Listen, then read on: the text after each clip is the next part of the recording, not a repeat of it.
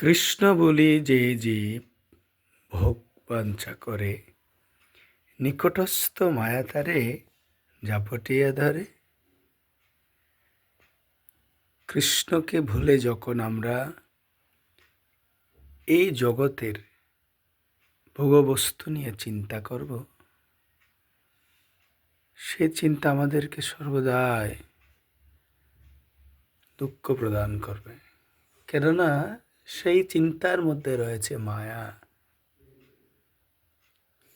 আর যদি কৃষ্ণ চিন্তা করি, কৃষ্ণ সেবা করি, কৃষ্ণ নাম করি, কৃষ্ণ ভক্তদের সেবায় নিজেকে নিযুক্ত রাখি,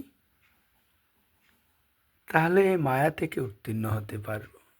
ভগবদ্গীতায় ভগবান শ্রীকৃষ্ণ বলেছেন, দৈবীহেষা গুণমায়া মম মায়া দূরত্বয়া মামেব যে প্রপদ্যন্তে মায়া মেতাম তরন্তিতে।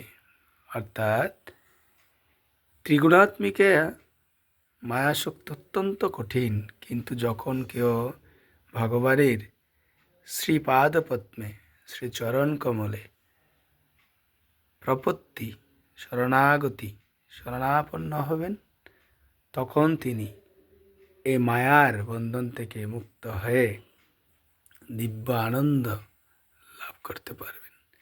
কেননা কৃষ্ণ সচ্চিৎ আনন্দময়। তাই কৃষ্ণ সেবায় যে যুক্ত হবেন, তিনিও সেই দিব্য আনন্দ লাভ করতে পারবেন। তাই এই জড়জগতের মায়িক চিন্তা না করে কৃষ্ণ চিন্তা করাই আমাদের জীবনের একমাত্র উদ্দেশ্য হোক। আর যে জন কৃষ্ণ ভজে সে বড় চতুর, যে কৃষ্ণের ভজনা করবে সে অত্যন্ত বুদ্ধিমান। তাই চলুন সকলে মিলে আনন্দময় শ্রীকৃষ্ণের সেবা নিজেকে যুক্ত করি, আর জীবনকে দুঃখময় থেকে আনন্দময় গড়ে তুলি। হরে কৃষ্ণ।